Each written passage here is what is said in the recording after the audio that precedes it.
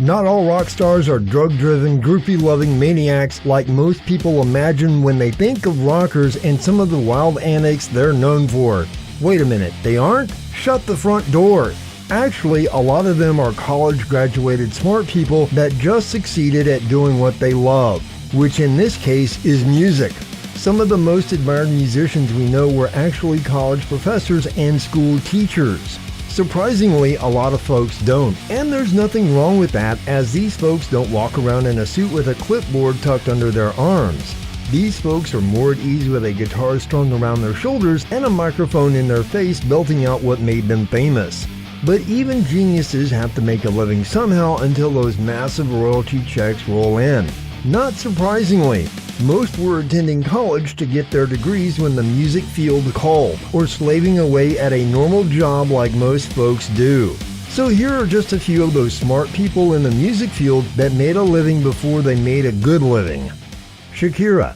Though there are a lot of candidates, there's a pretty good chance that Shakira is the most intelligent pop star out there.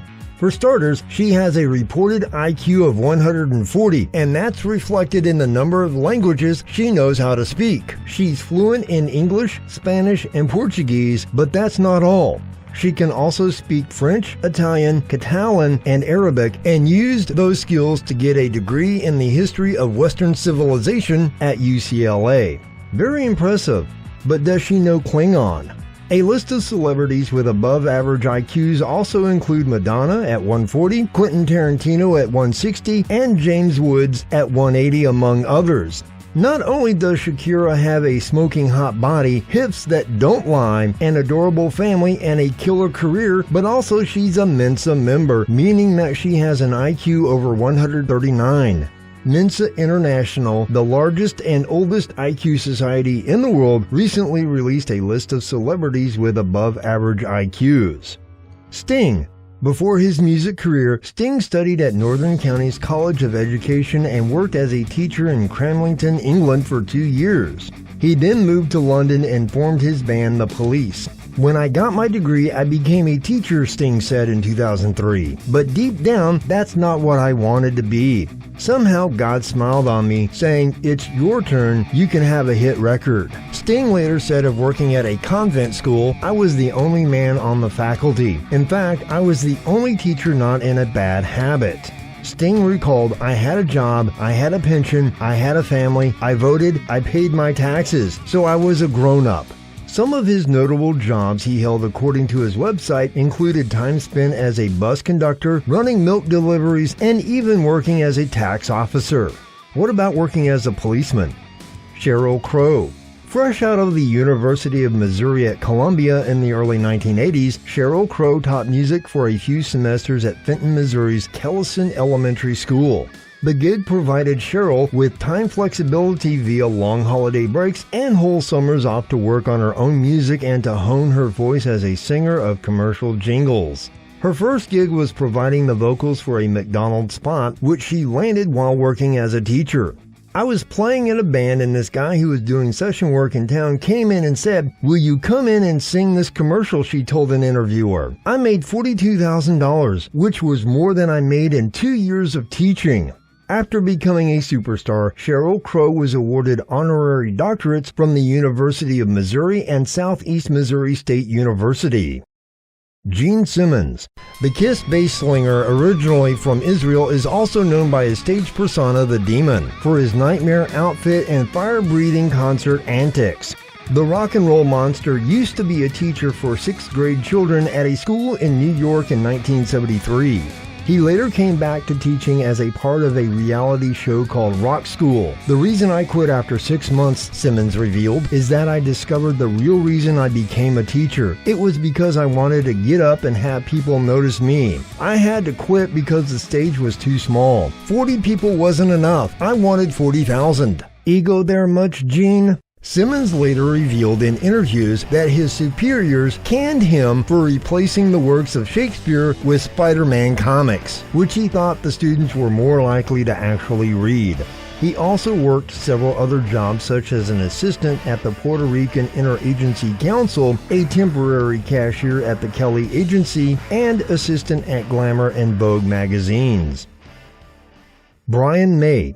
The soft-talking guitar virtuoso of Queen is ranked as one of the greatest guitarists of all time, and he also has a PhD in astrophysics. May studied astrophysics and mathematics at the Imperial College of London and was in the process of getting his PhD when Queen hit it big.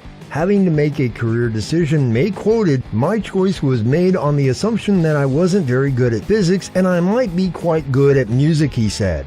After putting it off for decades, May finally returned to college in 2007 and finished his thesis. "I put everything, and I mean everything, on hold for a year, and they put me in a little office in Imperial College and I got down to it," he told Time. In 1971, before he struck it rich with Queen, Brian worked as a math and science teacher at South London Stockwell Manor. The school served economically disadvantaged students at the time. May said of his teaching gig, "It was very challenging. You couldn't get the children to attend unless they were incredibly interested in what you were saying. I had an advantage because I was young and could speak to them in their own language." May says he enjoyed the job, except for one class when he passed out scissors to be used to cut out shapes. Half an hour later, they were attacking each other, May recalls, blood and paper everywhere. Though May has spent most of his life touring the globe with Queen, in 2015 he began working with NASA's New Horizons team as they looked at the first high-quality stereo images of Pluto. Yes, the man who wrote "We Will Rock You" also wrote a survey of radial velocities in the zodiacal dust cloud. You probably know the words to only one of those. Greg Graffin. Greg Graffin is the lead singer and one of the songwriters for the Los Angeles, California punk band Bad Religion. Graffin also majored in anthropology and geology at UCLA and got a master's degree in geology from the same school. His PhD in zoology comes from Cornell University and was titled Monism, Atheism, and the Naturalist Worldview, Perspectives from Evolutionary Biology. In 2010, Graffin released a book he co-wrote called Anarchy Evolution, the same day Bad Religion released the album The Descent of Man. Graffin also teaches Life Science 1 and Earth and Space Sciences Paleontology at UCLA and can be found co-teaching a course on evolution at Cornell University. He's written 3 in-depth academic texts, scripted the pilot for a TV show, and even teaches at a university in between touring. All this revolves around his PhD in zoology that was achieved after an undergraduate and master's in geology, which he studied for after forming his band at the age of 15. Tom Scholz. Before founding the band Boston, Tom Scholz was an engineer at Polaroid. He received a bachelor's degree and master's degree in mechanical engineering from the Massachusetts Institute of Technology. He was a senior product design engineer for Polaroid and was still working there while he recorded the demos for what would later become Boston. Tom spent 6 years in his basement studio creating the famous sound and nearly every penny he had creating the project. "I was a designer and builder and small-time inventor from my earliest childhood years, which took the forms you might expect, building model airplanes and boats and cars and anything else. I was really fascinated with anything that moved or flew," he told NAE. "So I guess I had an aptitude for mechanical devices, if for no other reason than because I had dabbled in so many different ones as a child." Scholz's love for both music and engineering culminated in his invention of the Rockman guitar amplifier. To his credit, he owns 34 patents.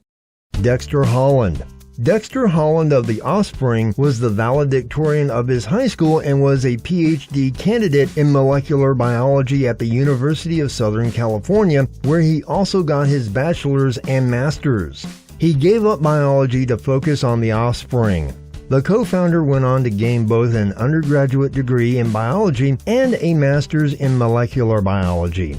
He was even planning on studying a doctorate before his band took off, which he recently completed, as well as becoming a licensed aircraft pilot. Art Garfunkel. Simply look at Garfunkel and you can tell the man is a math geek. While he majored in art history in college, he then got a master's degree in mathematics, and he didn't stop there. At the peak of Simon and Garfunkel's success, he was simultaneously working towards a doctorate in mathematics education at Columbia University's Teachers College.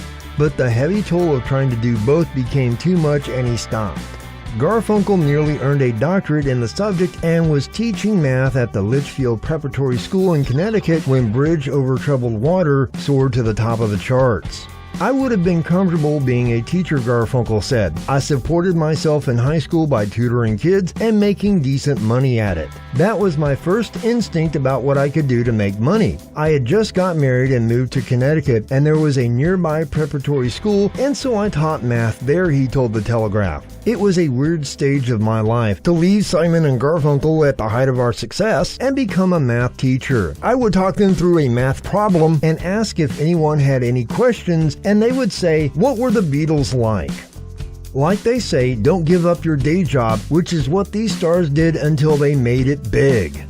Maybe you're not a genius like these people are, but even they knew the value of working hard until you achieve your dream, which is something we can all learn from. Maybe that's why they're called role models and inspirations. Until next time.